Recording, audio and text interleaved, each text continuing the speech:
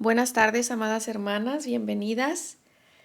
Amigas que se encuentran aquí visitándonos, hoy estamos continuando con nuestro estudio de mujeres, solo que hoy haremos un pequeño paréntesis de nuestra serie de proverbios y estaremos viendo un pasaje basado en el capítulo 17 del Evangelio de Juan, el cual le he titulado a este estudio La oración sacerdotal de Jesús en el huerto. En el capítulo 17 del Evangelio de Juan encontramos la consumación de los discursos de Jesús en la oración que Él dirige a su Padre. Esta oración revela una unidad maravillosa, natural y real. Muestra que la base firme y sólida para todas las razones de consuelo y ruego está en el cielo. Vincula todas las promesas con el trono de Dios. ¿Pudiéramos aprender algo de esta oración que Jesús hace para aplicarlo en nuestras oraciones? La respuesta es sí. En cuanto a que esta oración nos muestra que el propósito de nuestras peticiones debería ser la gloria de Dios. También muestra que deberíamos orar no solo por nosotros, sino también por otros. Sin embargo, en un sentido todavía más profundo, esta oración del gran sumo sacerdote, Jesucristo, nunca puede ser modelo para nuestras oraciones. Es totalmente única, como Jesús es único. De esta oración Jesús nunca dijo, orad así. Es única en los siguientes aspectos. Número 1. Su autor es la segunda persona de la Trinidad, que ha asumido la naturaleza humana siendo divino. Punto número 2.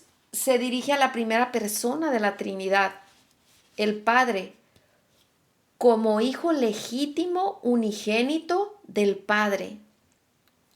Punto número 3. No contiene ni una sola confesión de pecado. Antes bien, lo contrario.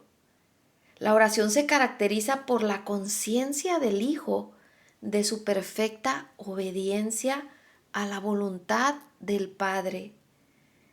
Y el tema constante de esta oración es la misión de Jesucristo y de sus seguidores en la tierra para la gloria de Dios. Primero, Jesús ruega por sí mismo, de los versículos del 1 al 5. En segundo lugar, por los apóstoles, de los versículos del 6 al 19. En tercer lugar, por la Iglesia Universal, de los versículos 20 al 26. Hoy solo estaremos viendo de los versículos 1 al 14, que abarca donde Jesús ruega por sí mismo, y una parte donde Jesús ruega por los apóstoles. Con esto dicho, comencemos con nuestro estudio de hoy. Abramos nuestras Biblias en Juan 17 y vayamos al versículo número 1, que dice: Estas cosas habló Jesús, y levantando los ojos al cielo, dijo: Padre, la hora ha llegado. Glorifica a tu Hijo, para que también tu Hijo te glorifique a ti. Levantar los ojos al cielo era la posición común al orar en ese tiempo y también muy apropiada, por cuanto aquel a quien se dirigía tiene su trono en el cielo. La expresión "la hora ha llegado" muestra una vez más que Jesús estaba consciente del hecho de que para cada episodio en el tremendo drama de la redención, y no solo para esto, sino para cada episodio que ocurre en la historia, hay un momento determinado en el decreto eterno. Miren lo que dice Jesús a su madre en Juan 2:4. Jesús le dijo: ¿qué tienes conmigo, mujer? Aún no ha llegado mi hora. Mas en el momento en que Jesús hacía esta oración, la hora había llegado. Esta hora era el momento de crisis. Era la hora en que el Hijo del Hombre concluiría sus labores llevando a cabo el sacrificio expiatorio único por el pecado del género humano. La hora de cumplir profecías, tipos y símbolos. La hora del triunfo sobre el príncipe del mundo. El significado es: concede que por medio de mi ida total a ti, muerte, resurrección, ascensión, coronación, yo pueda ser glorificado. Cuando Jesús agrega para que tu Hijo te glorifique a ti, muestra que su oración no es egoísta. Jesús desea ser glorificado para que por medio de esta gloria pueda glorificar así al Padre. La cruz y la corona revelan no solo las virtudes del Hijo, sino también las del Padre. Aquí adquieren su plena expresión todos los atributos divinos. Y por mencionar uno, su justicia. Después, Jesús continúa orando en el versículo 2. Vayamos al versículo 2. Como le has dado potestad al Hijo sobre toda carne, para que dé vida eterna a todos los que le diste. El Hijo de Dios es el único que tiene el poder para impartir vida eterna, algo que se presenta como el propósito principal de su misión. La raza humana es una unidad. A fin de salvar a algunos de entre todas las naciones, aquel que los salva debe tener absoluta autoridad sobre todos, para que dé vida eterna a todos los que le diste. Jesús piensa en todos los que le han sido dados en el decreto eterno de la elección, que se puede ver en Juan 6:36. ¿Qué nos dice Juan 6:36? Mas os he dicho que aunque me habéis visto, no creéis. Todo lo que el Padre me da, vendrá a mí, y al que a mí viene, no le echaré fuera. Juan 6:37. Nadie, amadas hermanas, puede salvarse a menos que venga a Jesús. Y nadie viene excepto si le es dado. Mas todo el que fuere llamado, vendrá. Fíjense que nos dice Juan 6:44. Ninguno puede venir a mí si el Padre que me envió no le trajere, y yo le resucitaré en el día postrero. Versículo 3. Nuestro pasaje continúa diciendo en el versículo 3, y esta es la vida eterna, que te conozcan a ti, el único Dios verdadero, y a Jesucristo, a quien has enviado.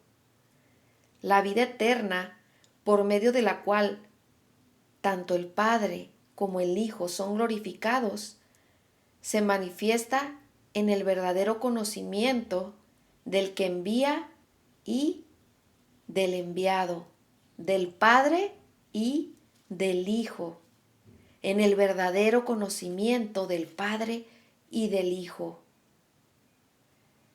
Este versículo 3 no define la vida eterna, como podemos ver, pero muestra cómo se manifiesta y cuán maravillosa es. Este versículo nos habla de conocer al Padre y a Jesucristo, porque Él es el único camino al Padre. Veamos Juan 14:6. ¿Qué nos dice Juan 14:6? Jesús le dijo: yo soy el camino y la verdad y la vida, y nadie viene al Padre sino por mí. Se refiere a un conocimiento de su soberanía, aceptación alegre de su amor y comunión íntima con su persona a través de la Escritura, o sea, a través de su palabra a nosotros. Y también por medio de la oración, es decir, por medio de nuestras palabras dirigidas a Él. Ahora, nótense las palabras el único Dios verdadero. Dice Juan 3:33, el que recibe su testimonio, el testimonio de Jesús, este atestigua que Dios es veraz, que Dios es verdadero. La palabra nos señala este atributo o característica de Dios, que Él es verdadero. Juan 3:17 dice, porque no envió Dios a su Hijo al mundo para condenar al mundo, sino para que el mundo sea salvo por Él. Cuando se experimenta la vida eterna, se tiene comunión con Dios en su Hijo unigénito, quien como el Cristo o ungido, separado y capacitado para su tarea, es Jesús, el Salvador. Jesús continúa con su oración en nuestro pasaje en el versículo 4. Yo te he glorificado en la tierra, he acabado la obra que me diste que hiciese. He acabado la obra que me diste que hiciese, la obra de Cristo en la cruz. El Cordero inmolado sin pecado, el Cordero inmolado que no conoció pecado por nosotros, se hizo pecado para que nosotros pudiéramos tener vida eterna. Jesús puso su vida por nosotros, glorioso intercambio. Romanos 3:23. Romanos 6:23, la paga del pecado es la muerte.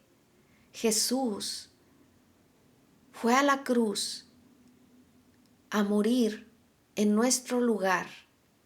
La copa de la ira de Dios cayó sobre Él, castigándolo por nuestro pecado, para que nosotros tuviéramos vida eterna. Él pagó por nuestros pecados, para que nosotros fuéramos justificados delante del Padre y así pudiéramos ir al cielo, pudiéramos recibir este regalo de vida eterna. Esta es la obra perfecta de Cristo en la cruz. Después su oración continúa en el versículo 5. Ahora pues, Padre, glorifícame tú al lado tuyo, con aquella gloria que tuve contigo antes que el mundo fuese. Significa entonces que Jesús glorifica a Dios al terminar su obra, la obra de la crucifixión.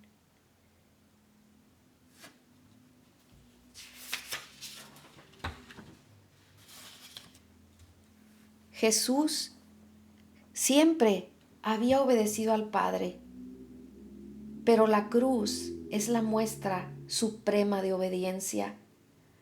Aunque al orar en Getsemaní, la cruz aún no había tenido lugar, el Señor ve la obra redentora como ya consumada.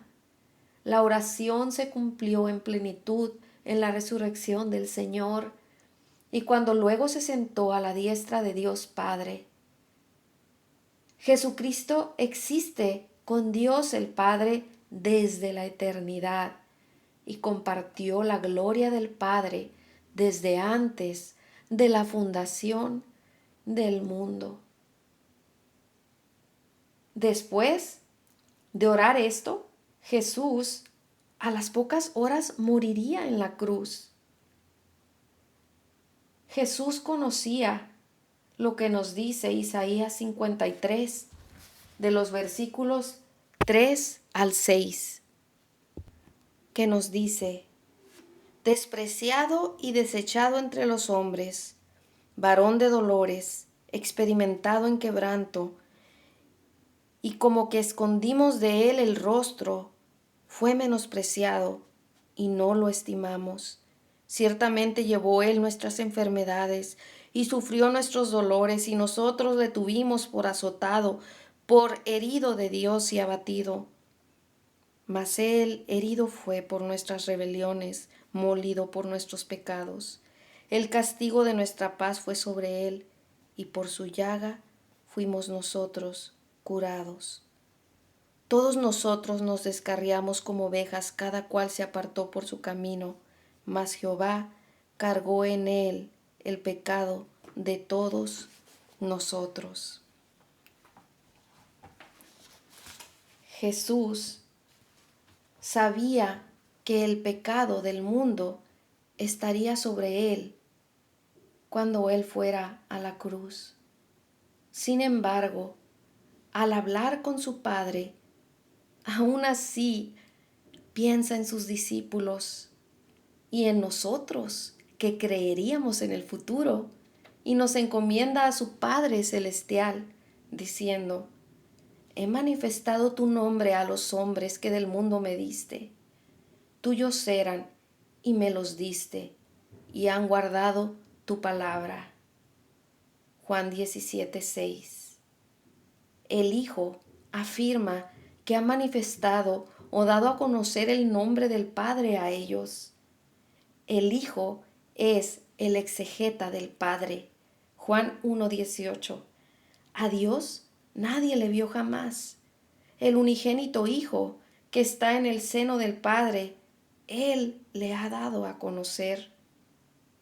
Aparte de Él, nadie nunca ha llegado a conocer los asuntos espirituales de su esencia y valor íntimos y reales. El nombre del Padre, o sea, el Padre mismo, en la manifestación de sus gloriosos atributos en la esfera de la redención, se aprecia en las palabras y obras del Hijo. Él, según el beneplácito de su voluntad, por pura gracia, ha escogido de entre toda la raza humana, caída por propia culpa en pecado y destrucción, a un cierto número de personas, ni mejores ni más merecedoras que otras, sino unidas a ellas en la miseria común, para salvación en Cristo, a quien desde la eternidad había nombrado mediador y cabeza de todos los elegidos y fundamento de salvación, y por consiguiente ha decretado dárselos para que se salven. Jesús prosigue: tuyos eran y me los diste, y han guardado tu palabra. Él piensa en todos los elegidos, pero en este caso concreto en los discípulos que están con Él en el aposento alto, como muestra el versículo 12 de este capítulo 17. Cuando estaba con ellos en el mundo, yo los guardaba en tu nombre. En virtud del decreto divino, estos hombres pertenecían al Padre, a fin de que este consejo divino pudiera volverse efectivo en sus vidas. Habían sido dados a Jesús, de forma que por medio de su sacrificio expiatorio pudiera salvarlos. El fruto de su labor se formula en estas palabras de tierno afecto y amor incondicional de parte de Jesús a su Padre. Y han guardado tu palabra. intercede por ellos, a pesar de la imperfección de ellos como verdadero sumo sacerdote, cuyo corazón está lleno de amor por los suyos. Después, en su oración, continúa diciendo Jesús en el versículo 7, ahora han conocido que todas las cosas que me has dado proceden de ti, porque las palabras que me diste les he dado, y ellos las recibieron, y han conocido verdaderamente que salí de ti, y han creído que tú me enviaste. Lo que Jesús quiso decir fue esto: como resultado de las palabras que les dije y que había recibido de ti, estos hombres han llegado a reconocer que todo lo que me has dado, el esplendor de tu gloria reflejada en mí, mis palabras y mis obras, provienen de ti. En Juan 16:30 dice, ahora entendemos que sabes todas las cosas y no necesitas que nadie te pregunte. Por esto creemos que has salido de Dios. Jesús en su oración dice, mis palabras que me diste y yo les di, las recibieron. Estos hombres las creyeron y las guardaron y reconocieron con reconocimiento genuino que procedo de ti, de tu misma presencia, de forma que en toda mi misión te represento de verdad. Sí, creyeron que tú me comisionaste. Lo creyeron. Versículo 9. Jesús continúa orando. Yo ruego por ellos, no ruego por el mundo, sino por los que me diste, porque tuyos son. Jesús ruega por los elegidos, a fin de que se puedan aplicar todos los méritos de su redención a los que le han sido dados.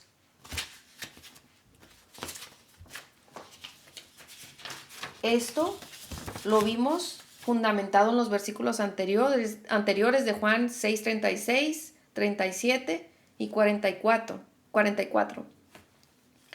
Él ruega por estos que le han sido dados a su vida. Juan 10:14 dice, yo soy el buen pastor y conozco mis ovejas y las mías me conocen. En consecuencia, también es por ellos y solo por ellos que ruega constantemente. Es una gran alegría, queridas hermanas, saber que Él intercede por nosotros persistentemente. Hebreos 7:25 dice, por lo cual puede también salvar perpetuamente a los que por Él se acercan a Dios, viviendo siempre para interceder por ellos. Hebreos 9:24 dice, no entró Cristo en el santuario hecho de mano, sino en el cielo mismo, para presentarse ahora por nosotros ante Dios. Primera de Juan 2:1 dice, abogado tenemos para con el Padre, a Jesucristo el justo. Todo esto es específico, no es universal. Sin embargo, la oración del sumo sacerdote mira más allá de los hombres que estaban en el aposento alto esa noche. Resulta claro por los versículos 20 y 21 de este pasaje de Juan 17. Dice, mas no ruego solamente por estos, el versículo 20, sino también por los que han de creer en mí, por la palabra de ellos. Versículo 21, para que todos sean uno como tú, oh Padre, en mí y yo en ti, que también ellos sean uno en nosotros, para que el mundo crea que tú me enviaste. Resulta erróneo, además, decir que Jesús oró solo por los creyentes de ese momento. Antes bien oró por todo su pueblo, también por aquellos que todavía no creían en Él, pero iban a aceptarlo con verdadera fe más adelante. Estos somos nosotros, estas somos nosotros, las que habríamos de creer. Estos versículos 20 y 21 nos muestran como resultado la gracia soberana de Dios. Sin embargo, la oración por protección espiritual, santificación y glorificación que vemos en los versículos siguientes 11, 15 y 17 y 24 no se hace por aquellos que hasta el fin de su vida rechazan al Salvador. Las palabras "no ruego por el mundo" son muy claras. Entre el propósito de la expiación y el propósito de la oración sumo sacerdotal de Cristo hay una armonía perfecta. Y esta unidad de propósito divino del Padre con el Hijo incluye también el decreto de la elección. De hecho, ese consejo eterno es la base de todo lo que sigue. Por ello leemos, porque ellos, los que han sido dados, los que le han sido dados, son tuyos, en virtud de la elección desde la eternidad. No todos fueron dados. Jesús no murió por todos. No oró para que los méritos salvadores de la cruz se aplicaran a todos. Aquí la lógica es perfecta. Se nos recuerda la cadena de oro inquebrantable de Romanos 8, 29 y 30, porque a los que antes conoció, también los predestinó para que fuesen hechos conforme a la imagen de su Hijo. Y a los que predestinó, a estos también llamó. Y a los que llamó, a estos también justificó.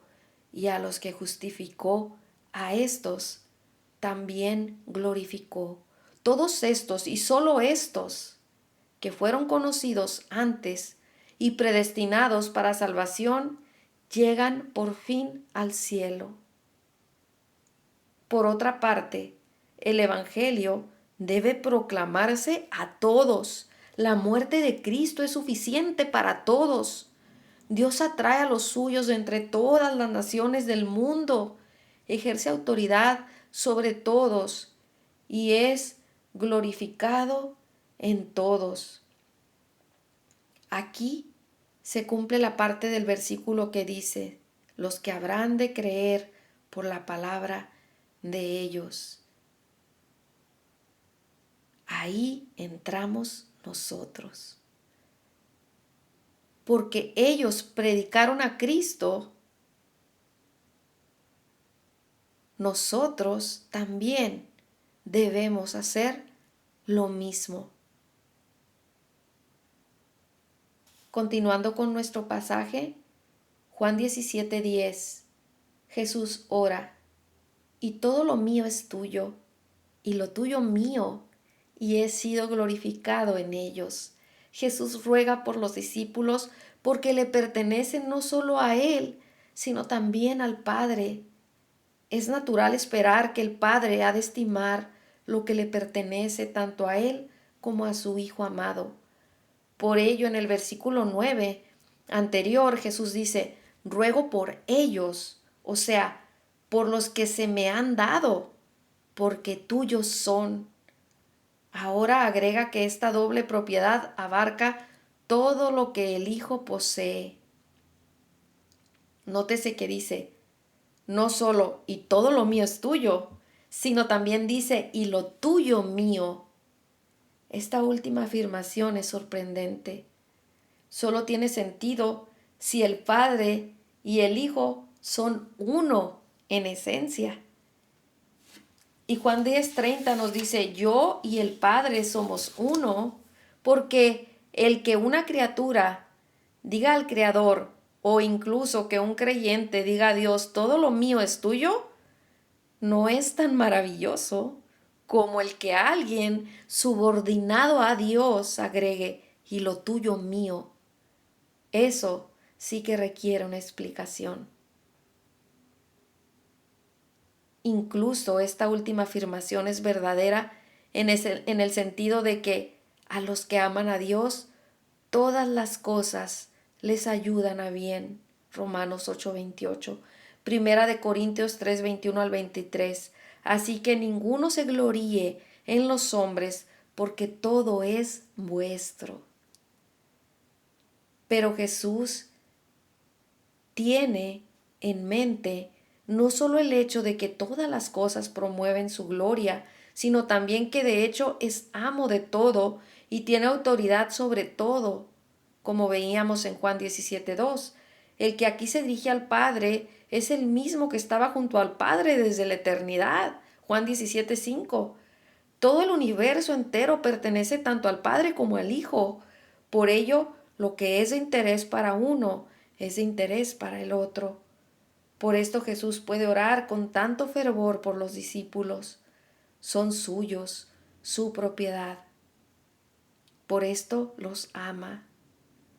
Pero todo lo que es suyo también es del Padre. Esta propiedad mutua implica interés mutuo y este interés mutuo garantiza acción mutua. Versículo 11. Jesús ora: y ya no estoy en el mundo, mas estos están en el mundo, y yo voy a ti.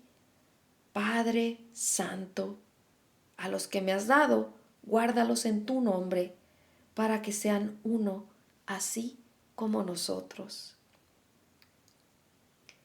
Y ya no estoy en el mundo. Jesús habla aquí como si el Calvario hubiera pasado. Nótese, tan seguro está del Calvario.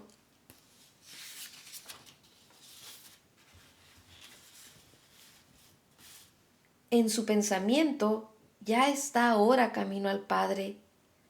Con esta situación ideal como base de su ruego, Jesús menciona el hecho de que, con respecto a su presencia visible, deja a los discípulos en un mundo malo. Por ello, sigue con toda naturalidad el ruego. Padre Santo, a los que me has dado, guárdalos en tu nombre, para que sean uno, así como nosotros. El mundo malo se contrasta con el Padre Santo. El poder de éste es sin duda más que suficiente para contrarrestar la influencia del mal.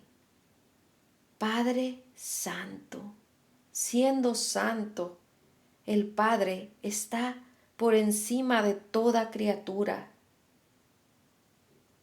¿Quiénes en la aflicción han experimentado descanso en solo pronunciar Padre Santo? Las tinieblas se desvanecen. La maldad huye delante de este poderoso nombre, Padre Santo. Isaías 6:3 hace mención de su santidad y gloria.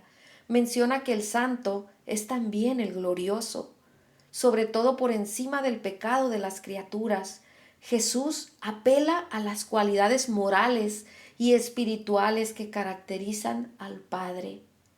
Pide al Padre que vigile a estos hombres y que mantenga bajo su supervisión divina todo lo que pudiera perjudicarlos espiritualmente. Y el propósito de este guardar es para que sean uno, así como nosotros somos uno.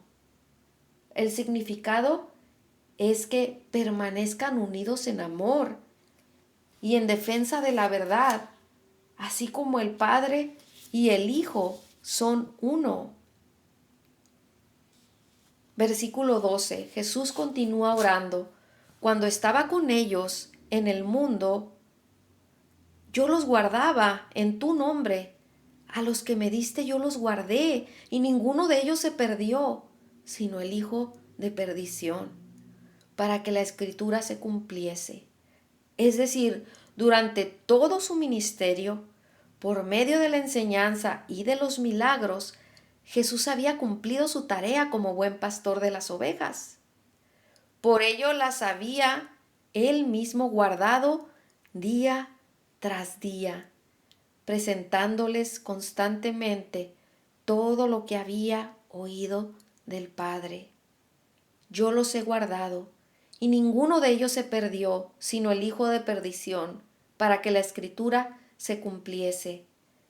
Por medio de esta vigilancia espiritual constante, Jesús había guardado a los suyos, protegiéndolos contra la apostasía. El resultado había sido: ninguno de ellos se perdió. Cuando Jesús dice ninguno de ellos se perdió, sino el hijo de perdición, no quiere de ningún modo sugerir que en el caso de Judas había fracasado en el desempeño de la misión encomendada.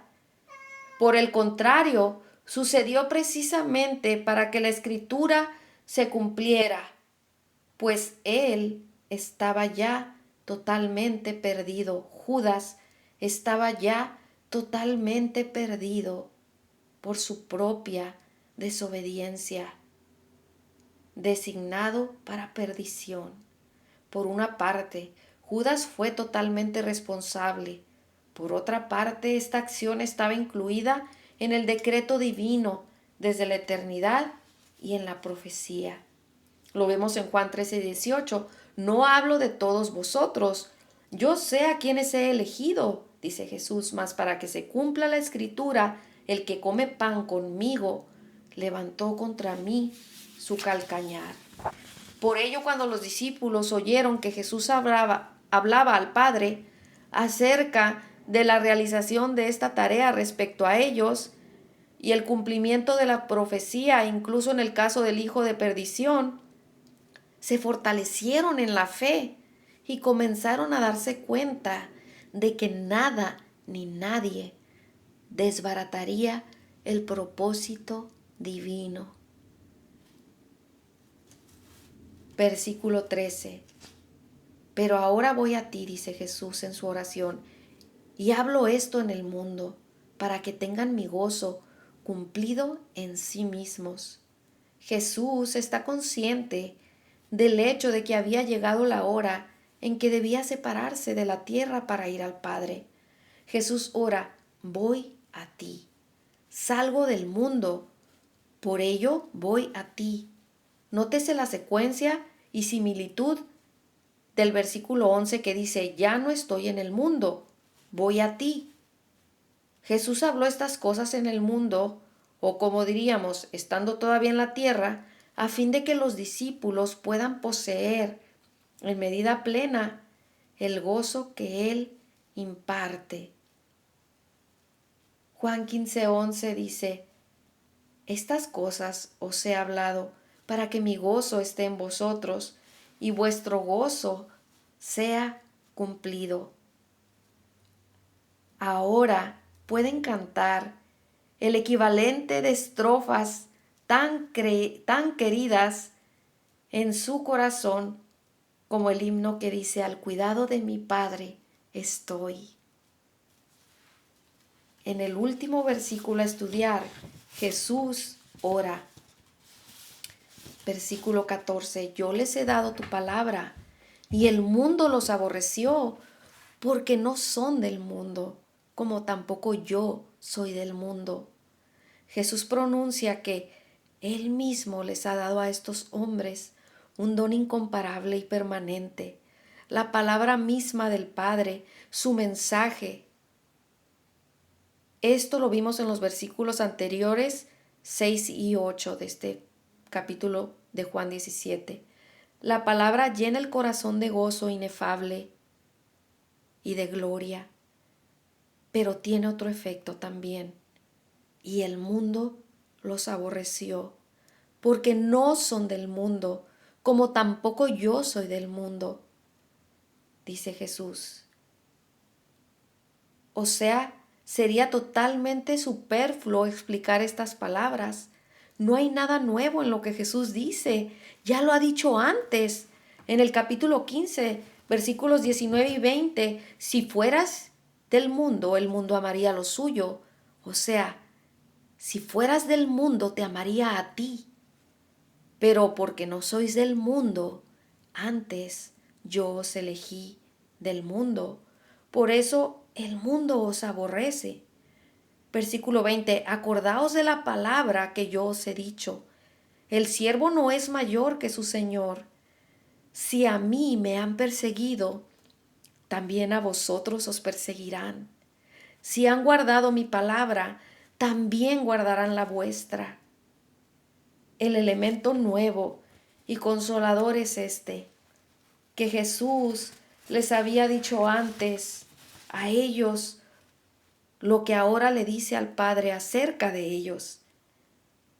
Qué gozo debe haber entrado en el corazón de estos hombres al oír decir del Maestro respecto a ellos: no son del mundo, no son del mundo.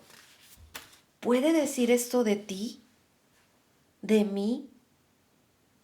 Se necesita este consuelo, el consuelo de esta palabra para contrarrestar la terrible verdad. Y el mundo los aborreció. Los hombres malos odian a los hijos de Dios, no tanto por lo que son en sí mismos, sino por lo que muestran con sus actitudes, palabras y acciones, de que viven para glorificar a Dios y gozarse en Él por siempre. Eso es lo que los convierte en un blanco de persecución. El mundo odia al discípulo de Cristo porque es tan totalmente diferente. No es del mundo, así como Jesús no pertenece al mundo.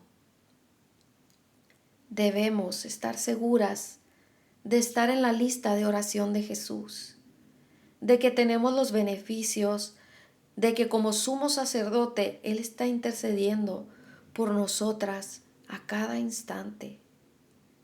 Si no has venido a la cruz de Cristo en fe y arrepentimiento por tus pecados, creyendo que su sacrificio es suficiente para pagar por ellos y darte vida eterna, ven hoy, ven a Jesús y serás salva. Ven a Jesús y tendrás vida eterna. Y si ya estás en esta lista de oración de Jesús, gózate en esta verdad de que Jesús intercede desde entonces hasta hoy porque tú seas guardada de los males de este mundo y preservada para vivir una vida gloriosa en santidad desde aquí en la tierra, apartada para Él por siempre.